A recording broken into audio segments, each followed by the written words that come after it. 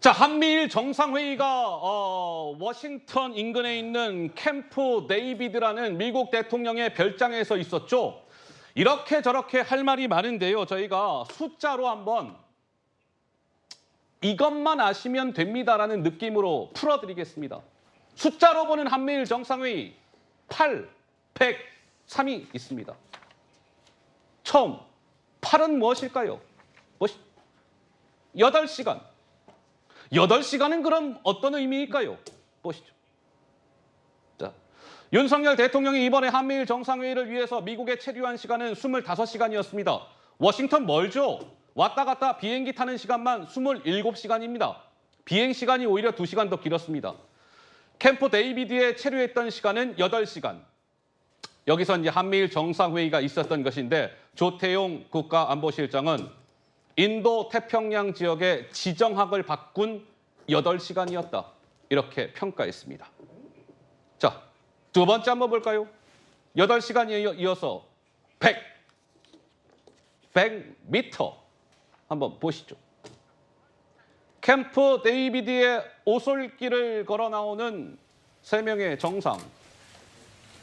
네.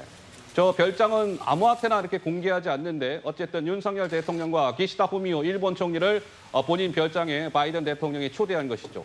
보시는 바와 같이 나란히 서서 공동 기자회견도 했고요. 회견을 마친 3개국 정상 저렇게 어깨 동무도 하면서 오솔길을 지났습니다. 친근감을 표시하는 모습들.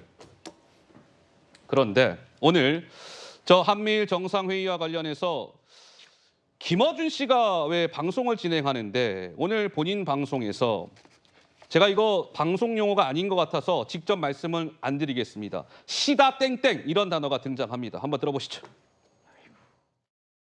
별거 아닌 것 같아서 상징적인 장면이라고 보는데 세 사람의 관계를 은연중에 드러내는 장면이다. 두 사람끼리만 할 얘기가 따로 있는 거다. 윤 대통령 자신이 미일과 대등하다고 생각하나 본데 이 구도 안에 들어가면서 미국은커녕 일본의 군사적 시다바리가 됐다. 그것도 중국을 견제하는 맨 앞줄에 서서. 그 때문에 우리 경제 계속 추락적인데 대통령실에서는 막 자화자찬하고 있죠. 맨 앞줄에 섰다고 그랬던 거예요. 네. 맨 앞줄에 섰죠. 아무도 가서는 안 된다고 하는 맨 앞줄에. 그 앞줄은 중국 견제하라고 미일이 떠밀린 자리거든요. 미일과 어깨를 나란히 한다고 바보 같은 소리를 하면서 경제는 추락 중이죠. 글쎄요, 김어준 씨 오늘 본인 방송에서 시다 땡땡 이런 발언을 하면서 마저 혹평을 쏟아냈습니다. 장채고 어떤 생각이 드세요?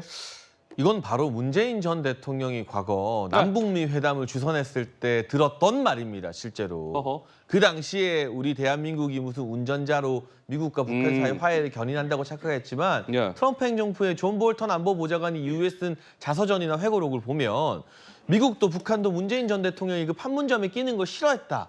그리고 김정은 위원장이 앞에서는 문재인 전 대통령에게 무슨 말 했는지 모르겠지만 트럼프 대통령과 또는 폼페이오 전 국무부 장관 등과 만났던 자리에서는 문재인 대통령 왜 이렇게 끼는지 모르겠다고 뒷담화를 엄청 한다라고 그 회고록에 쓰여 있거든요. 네. 그러니까 본인이 좋아하고 지지했던 문재인 전 대통령이 겪었던 이야기를 여기에 대입시키는 건 맞지 않고요. 실제 히로시마에서 열렸던 G7 때도 정상들이 입장할 때 바이든 대통령은 기시다 총리 앉은 자리를 패싱하고 저 반대편에 있는 윤석열 대통령 자리까지 와서 별도의 인사를 건넸습니다. 예. 이 100m에 달하는 오솔길 회담에서도 이 윤석열 대통령과 각별한 인간적 교부를 나누면서 어깨동무 따로 하는 모습도 예. 방금 나왔잖아요. 예. 그러니까 아무리 봐도 그렇게 말할 만한 근거가 없는데 그냥 막무가내 주장을 아무 말이나 막 하는 것 같고요. 어허. 이 양국 간의 동맹이 강화되었다고 할 때는 물증이 있어야죠. 윤석열 대통령은 바이든 행정부에서 미국 국빈 방문과 캠프 데이비드 방문을 동시에 한 유일한 국가 정상입니다. 야. 나토의 동맹국들도 이 두 가지를 다 하는 경우가 거의 없어요. 예. 그 물증이 있지 않습니까? 한미동맹 강화와 대한민국 위상 강화라는. 문재인 전 대통령의 물증은 혼밥 몇 끼, 허허. 중국몽, 중국은 높은 산봉우리다 예? 등등 기억나는 게 그거밖에 없네요. 예. 조정원 의원님? 네, 저 김어준 씨의 발언은 굉장히 중요한 거를 한 가지 드러냈다고 생각합니다. 중요한 걸 드러냈다. 소위 김어준 방송은 이제 진보 진영의 어떻게 보면 어우. 스피커 중에 가장 중요한 스피커인데요. 네. 저 진영이 갖고 있는 뿌리 깊은 반미 정서, 미국계 우리 대한민국이 가까워지는 거에 대한 뿌리 깊은 거부감이 있다고 생각합니다. 당연히 그거보다 더 깊은 뿌리 깊은 것은 이제 북한에 대한 친감 예. 그리고 중국에 대한 친한 감정들이겠죠. 하지만 그런 북한에 대한 민족적 친근감, 중국에 대한 친근감들이 더 이상 우리 대한민국의 안보를 보장할 수 없는 지경에 이르렀다는 것을 알고도 그러는 건지 예. 모르고도 주장하는 건지 우기는 건지 모르겠습니다만 저는 지금의 엄격하게 엄중하게 변화하고 있는 외교 상황에서 한국과 미국과 일본, 한미 동맹을 중심으로 한 3국 간의 연대는 우리 대한민국에게 어쩔 수 없는 선택이라고 생각합니다. 예. 하지만 꼭 정부에게도 드리고 싶은 말씀은 그런 소기의 성과에도 불구하고 외교는 자화자찬할 대상은 아닙니다. 예. 앞으로 일어날 일들에 대해서 정말 살얼음판 걷듯이 준비를 해야 됩니다. 어찌 보면 지난 정부에 비해서 외교에 큰 대전환을 이루었습니다. 대한민국 호라는 호의 지금 방향을 생각보다 빨리 그리고 격하게 바꾼 겁니다.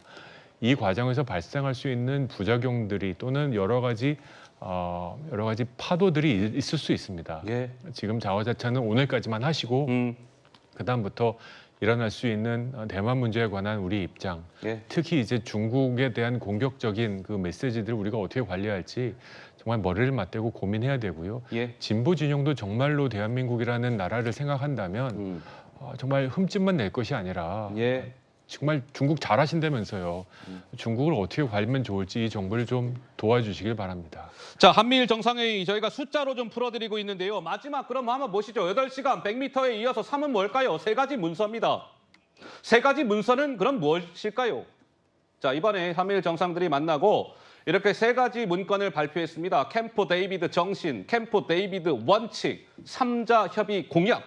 이렇게 세 가지 문건이 발표됐다. 대통령실에서는 뭔가 이 가치가 부여가 된 명칭을 사용했다는 점이 주목할 만하다라는 얘기가 나왔습니다. 3개국 정상이 매년 한 차례 이상씩 만나자 뭐 그렇게 됐고 두 번째 만남은 아마도 한국에서 개최가 되지 않겠느냐 뭐 이런 관측도 나오고 있는데 저런 정신, 원칙, 공약 이런 것들이 잘 지켜지는지 한번 지켜봐야 될 것 같습니다.